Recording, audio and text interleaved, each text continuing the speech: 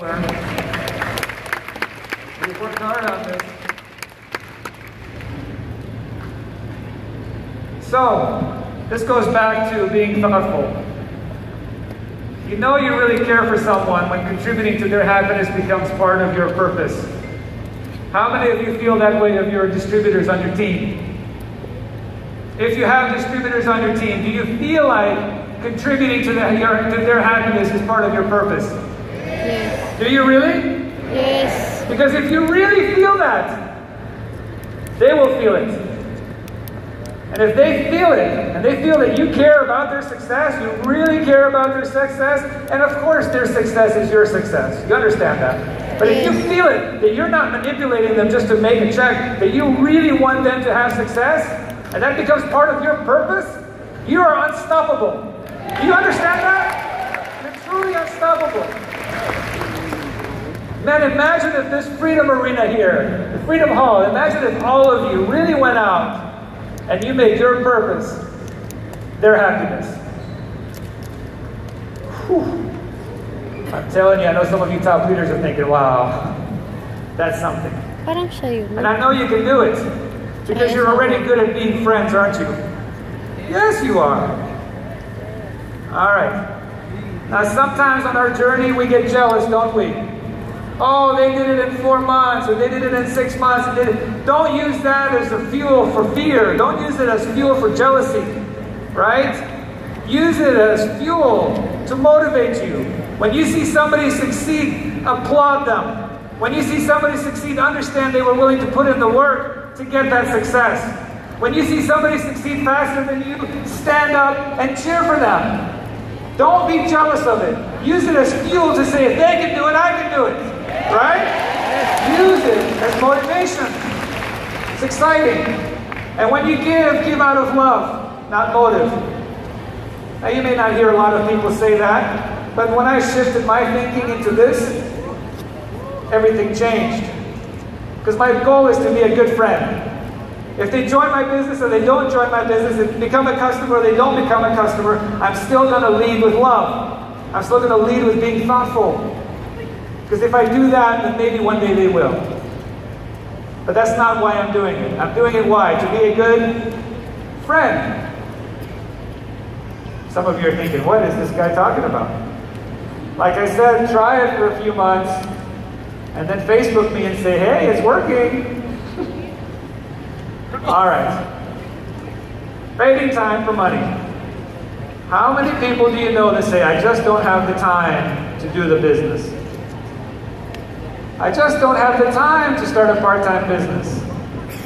I was one of those. I was working 2 jobs and delivering pizzas on top of that. Plus I had a little girl. It was full. But how many of you watch TV? You have the time. You see, here's what we found in studies. This is published, you can look it up. Is that the average person spends 5 hours a day on entertainment. And you might be thinking, no way. Yes, between Facebook and watching TV shows and watching the news and playing video games and doing all the stuff on your phone that may not be related to building your business, it's about 5 hours. So we have 40 hours that we work at our job, 56 hours sleeping if we're lucky, right? Some of you may not get 8 hours a night, 42 hours eating, commuting, and family time. And point, I want to just emphasize this. As I travel the world and as we build a business, and I talk to some amazing leaders in different companies, one of the conclusions that we've come to is that we've been really bad at making fun of and ridiculing people who have jobs. You know, sometimes we go out there and we say, oh, you have a job, you're such a loser. Oh, a job just over broke. I'm guilty. When I say this, I'm not pointing at you. It's something that I used to do. But here's a shift of thinking that I think will actually empower your organization. Is that if somebody has a job, they're actually showing character. They're showing character that they're willing to have a job to take care of their family. Is that okay? And then on the side, they can start to build a business. So one day, they may not have to have that job. So we came to the realization that 95% of our organization has a job. So if we're up here making fun of people with jobs, how does that make 95% of our organization feel? Is this too hard? I don't want to be mean to you. I just want to deliver the message, right? I'm just a messenger.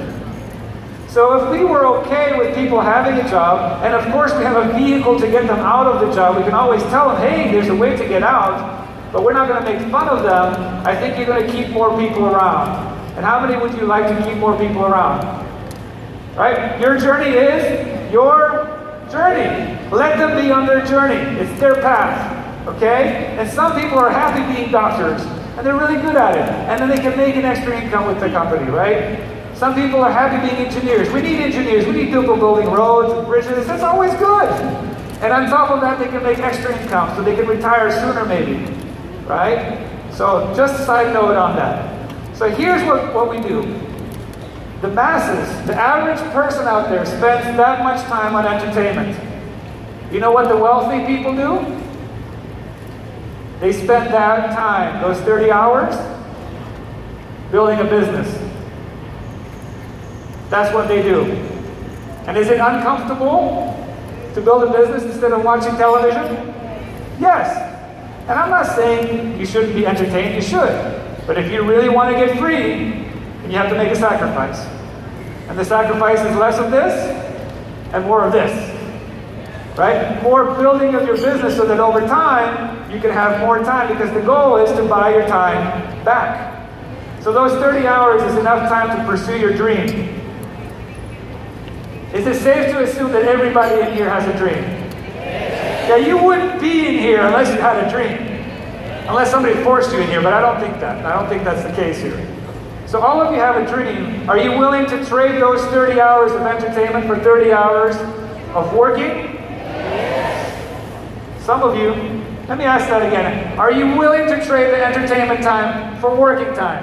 Yes. This is not the lottery. It requires work. Right? None of the top leaders that come across stage that you see on Sunday got lucky. They all put in the work. So we need to put in the work. So our goal is to turn our free time into freedom time. Because ultimately your life can look like this. Ultimately, you can still sleep for 56 hours, maybe longer. You have 42 hours eating and family time. And then you have 70 hours of freedom time.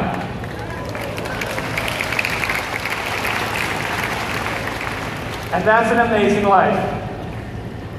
But on your journey there, when you quit your job, my recommendation is don't make it all freedom time. Take that job time, plus the entertainment time, and now put 70 hours into your business. Now you're thinking, come on, Art, I got rid of my job. Can't I just keep putting 30 hours into my business? You can, that's your journey. But my recommendation is double down. Take all that time, put 70 hours in, and work, and work, and work, and help your team, and make your team the priority of helping them also reach where you are. Because when you pour that in, you stabilize that business, you stabilize the organization, you stabilize the volume, and you'll get to that point where you have this umbrella of financial independence around your family for life. That's an amazing feeling.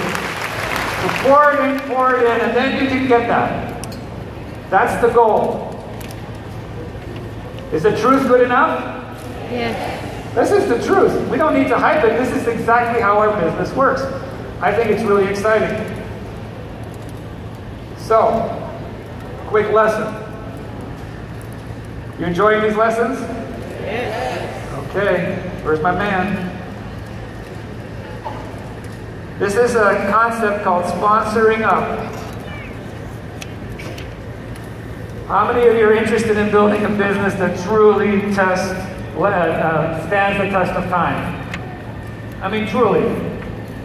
Because if you're not in the business to make it last a long time, then you can just go sell vacuum cleaners or something. I need my camera guy up here, so I can illustrate something. All right. So sponsoring up is basically, I'm going to set it up for you, is when I got involved in direct selling and network marketing, on a scale of 1 to 10, I was a 0.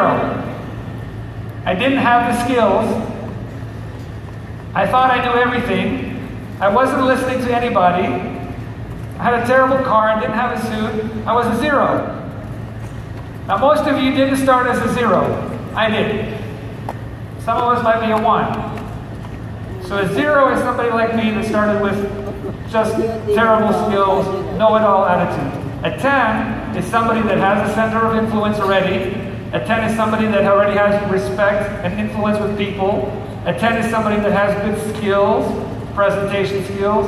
A 10 is somebody that is always positive. They understand that they're not going to be affected by negative things. Do you understand what a 10 is? If you get a 10 on your team, that leg is going to grow with or without you.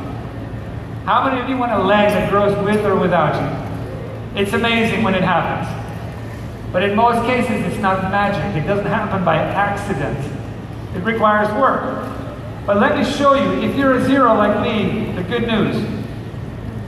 Let's say that you're a 0. Here we go. Now, who do 0s know? Who do they hang out with? Other 0s, right? That's the normal thing. So I was hanging out with other people that like to party and drink and think they know it all. But our goal is to say that 0s also know who else? Asan na yung ano mo? 1s. They know a few 1s. Do they know 10s? No, unless it's mom or dad or something, right? So a 0 can sponsor a 1. They can sponsor a 0. Our goal is to sponsor up, to find the one person that's a little bit level higher. If you sponsored the 0, this is you. My belief is that it's your responsibility to go help your person go sponsor somebody else. Go there shoulder to shoulder with them and help them and say, let me go with you to talk to your 1 and bring them into the business. Do you think you could do that? Does it feel good if somebody partners with you? You know, when I'm at home and my wife tells my daughter, clean the toys, you made a big mess in the living room. How does she feel? Does she feel motivated? No. But then she turns to me, she says, Art, get on your knees and help her. So then I have to get on my knees and help her. Does she feel motivated, my daughter? Yes, right? Because I'm partnering with her. Think of it that way when you're working with your team. Say, I'm going to help sponsor a 1 with my 0. Who do 1s know? 0s, 1s, and 2s, right? So they're going to sponsor a 1, they're going to sponsor some 0s, and we're going to help them, again, sponsor a 2. Now you might be thinking, this looks so slow. At first it's slow. You go slow to go fast. You go slow to go fast. Understand that. Taking time with your team to duplicate the pattern to help them sponsor up, that feels slow, doesn't it? But ultimately it's going to lead you to a 3. And the 3 knows who? 4s, right? And 4s know who? 5s. As long as we're teaching to sponsor up. And a 5 may know a 6. And a 6 may know a 7. And now look what happened. The 0 has a 7 in their organization. How many of you might feel good about this? Right? It's one of the magics of network marketing. Is that you as a 0 or a 1 or a 2 can leverage through building into a 7 or an 8 or a 9 on your team. Try to do that in the corporate America. In the corporate world. Try to do that on the streets of Manila. Right? It's not going to happen. But it can happen here. It can happen here for you in every country that you're open. You should be excited about this. But here's even better news. You want even better news? Okay. By the way, eventually you'll have an 8 or a 9. If you have a 10, they're really rare. And you'll know when you have a 10. Because you just have to say, if you need me, let me know. And they're just going. Right? They're going. But we're not going to get to the 10 if we try to get a 0 to find a 10. I'm not going to say ever. There's always exceptions. But usually it doesn't happen that way. How many of you are willing to sponsor up to find your 8s, 9s, and 10s? A few of you.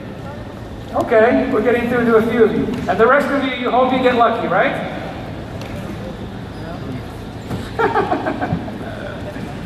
All right, here's the good news. Let's say that we have an organization of 0s and 1s and 2s and 3s and 4s and 1s, 5s, 2s, 3s, maybe a 6 here. How many of you have heard the leaders within the organization say, maybe you should read a book a month?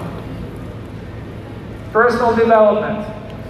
Maybe you should listen to a CD or an audio a month. Maybe you should come to the convention. Maybe you should come to this Freedom Arena to learn something. Have you heard people say that in the organization? Yeah, I hear it all the time. And you might be thinking, but why? That doesn't make sense. I'd rather go create customers. Why? You want to see the big picture? How many of you are interested in seeing the big picture? All right, so I want you to pretend that this arena is filled with your team. How many of you can pretend that? Everybody in here is on your team. I would be really excited about that. This is a pretty amazing room right now.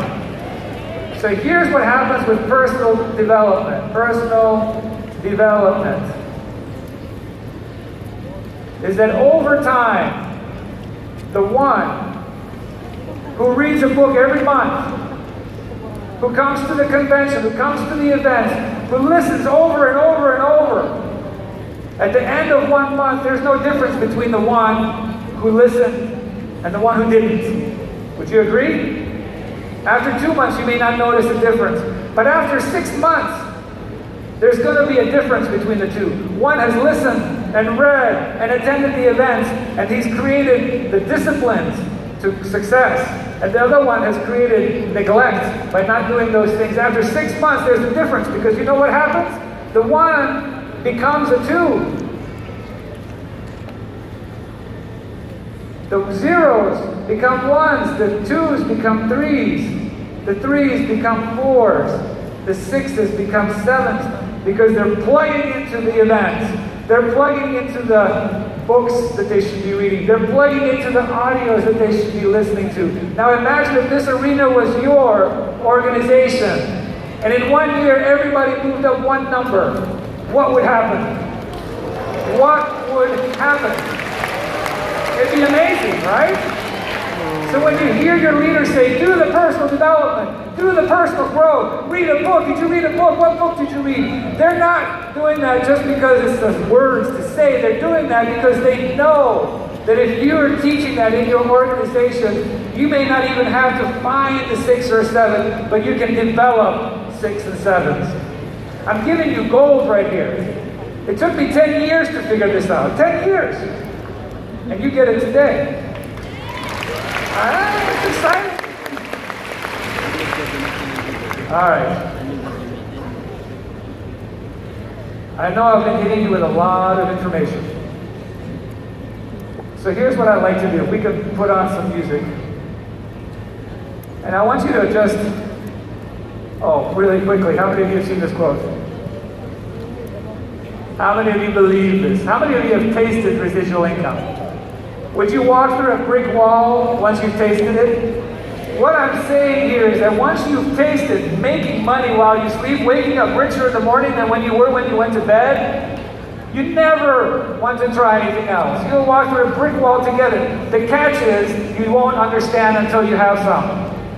So just believe that this is the case. There's a guy named Big Al. He says residual income means never having to start over. You know what he means by that? If you go to work this week, they pay you for this week. Next week, you start over at 0. But here, if you sponsor a distributor, you get a customer. Next week, you're not starting at 0, are you? You already have a customer. You already have a distributor. You're starting to compound every week, every month, every year. There's no reason to start at 0 ever again if you're willing to put in the work. How many of you are willing to put in the work? Are you really? Yes. Or do you want to watch TV? No. Oh, how I love you. I love you. You guys are great. All right. The more you appreciate how valuable your time is, the less you hesitate to make the necessary changes. Dumb. Right? Time is the only thing that we can't exchange back. So if you appreciate how valuable your time is, you're going to try to get residual income as quickly as you possibly can.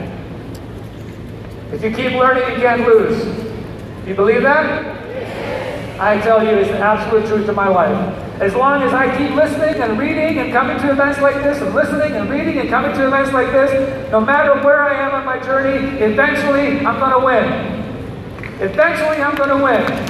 I'm going to cross that line.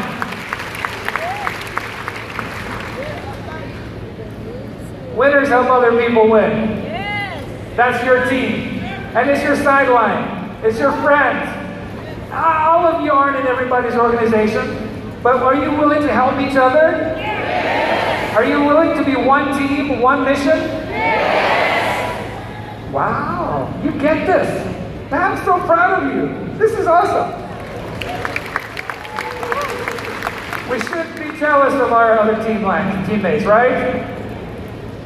We don't win by dragging down our cross line. We don't win by dragging down other people. We win by raising up our team. Focus on your team. Focus on helping your team. Raise the competition so that we can all be inspired by your success. Things change for us when we choose to grow, not just grow older, and we're all growing older, but we grow up and become better. Are you willing to accept that? I'm just giving you something to try, like a jacket. Yeah, so you can try it out. All right. So let's start a little bit of music. Here's what I want you to do. I know we've had a long day. I want you to trust the person to your right, and I want you to trust the person to your left. Okay? Because I'm going to ask you to close your eyes. I'm going to ask you to close your eyes. So hopefully the person to your right and the person to your left will not steal your wallet or your purse. And I want you to just listen to the music. Try to be quiet. Listen to the music. I want you to visualize a fresh apple. And I want you to feel the joy of taking a bite into that apple. The crisp apple. And as you feel that, I want you to breathe in. Keep your eyes closed and breathe in. If you think this is crazy, just go with me. Try to close your eyes and just take a breath in. And feel unstoppable intensity. Feel your inner strength. You're moving past your fears. If you need to make a sound, make a sound. If you feel like you just need to let your breath out, let your breath out. It's okay. Nobody's here to judge you. We're here together, one team, one mission. And I want you to take your hand and put it on your heart. You know where your heart is. Put your hand on your heart. And as you have your hand on your heart, I want you to feel grateful for your heart. Even in the front row, put your hand on your heart. Perfect. And as you feel your heart pumping in your hand, you feel that heart pumping in your hand, I want you to feel grateful for that heart. It pumps 72 times a minute, and you probably don't realize it. It pumps 100,000 times a day. It pumps 37 million times a year. I want you to feel that gift that you've been given, that you did nothing for. You were given this heart, and it's working for you. And I want you to think about, what has this heart allowed you to experience? What has your heart allowed you to live? Who has your heart allowed you to love? And as you take a deep breath, breathe it into your heart. Take a deep breath and feed your heart. As you take a deep breath, I want you to think about a moment that you feel grateful for. I want you to go back in time and think about a moment that you felt gratitude. Feel about a moment that gave you clarity and a sense of joy. I want you to see that moment in your mind. I want you to go back to that moment. I want you to feel that moment. As you feel gratitude, I want you to be there in that moment. And as you're in that moment, I want you to feel how blessed your life was in that moment. And as you're thinking of that moment, I want you to go back a little bit further and find one more moment that you feel grateful for. Maybe it was a hug that you received from a loved one. Maybe it was a phone call. Maybe it was the smile on your baby. Maybe it was a wedding. Maybe it was whatever made you grateful at that moment. Maybe it was a good friend just being there for you. I want you to breathe that moment into your heart. I want you to step into that moment like you're there, like it's real. I want you to feel it. And I want you to go and find a third moment that just makes you smile. A third moment that you just feel so much gratitude for. I want you to feel the beauty in that moment. Feel the strength of having so much gratitude fill your heart. That's good. Keep feeling it. And what I'd like you to do now is I want you to think about a good friend of yours. It's a loved one, it's a friend. Maybe you have a good friend like Han Solo had with Chewbacca. Or maybe Thelma and Louise, or Captain Kirk and Spock.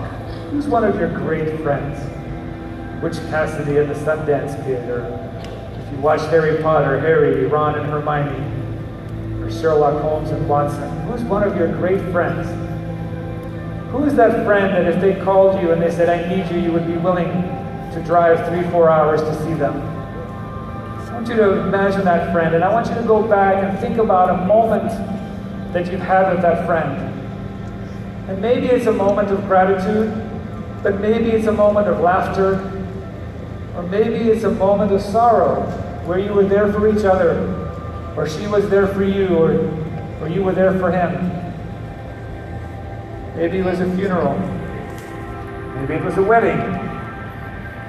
Maybe you were just